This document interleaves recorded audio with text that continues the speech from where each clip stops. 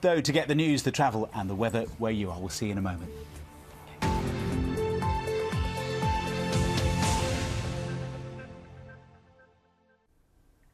Good morning from BBC London News.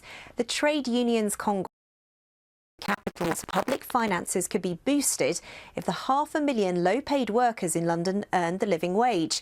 It says research suggests that if workers were paid £8.55 an hour, it would mean extra tax and national insurance contributions of more than £400 million. London has won the bid to host the Women's Hockey World Cup in 2018. The decision comes after Team GB won a bronze medal at the Olympic Games last year.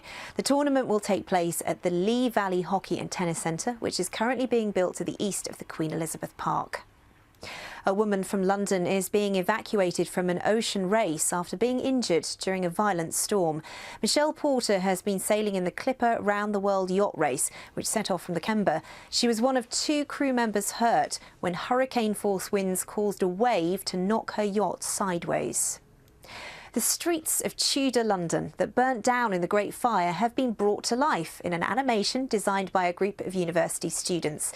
The 3D fly-through around Pudding Lane has received a top prize at one of Europe's biggest video game festivals. Students from De Montfort University used detailed maps of the capital from the 1600s to recreate how the streets would have looked.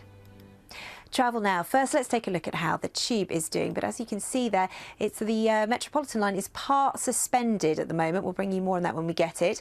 Already some problems too on the trains. Southern trains aren't running between Tunbridge and Redhill. There are replacement buses instead. On the roads, slow on the M4 eastbound, as you can see there, onto the elevated section between Junction 3 for Heston and Junction 2 for Brentford. In Staines, the A308 at Staines Bridge and Clarence Streets closed between Chertsey Lane and Church Street because of a fire. In the City of London, the A10 Bishopsgate has a lane closed northbound at Primrose Street for repairs. And just a quick reminder, it's the Lord Mayor's show tomorrow, so there'll be road closures in both central London and in the City of London from 7 o'clock in the morning. Remember, of course, you can get full travel updates on our radio station, BBC London 94.9. Let's get the weather now with Elizabeth Rizzini. Good morning. Today will be a day of 2 halves, a dry and a bright morning, followed by a wet afternoon and an evening rush hour home. It'll also turn quite windy later on through the day.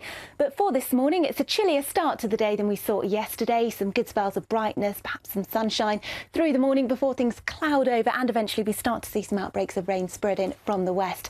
Temperatures today 11 or 12 degrees, 54 in Fahrenheit. So rather wet drive home. That rain will clear away through the overnight period.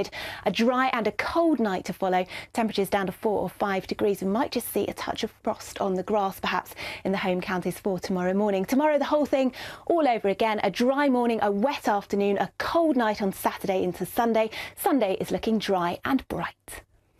Well, I'm back with the latest from the BBC London newsroom in half an hour. Plenty more, of course, on our website at the usual address. Bye for now. Hello, very good morning. This is Breakfast with John Kay and Louise Minchin. A fifth of the NHS maternity budget in England is now spent on insurance to cover clinical negligence. A report says claims after childbirth have risen by 80% in the last 5 years, and there's still a big shortage in midwives.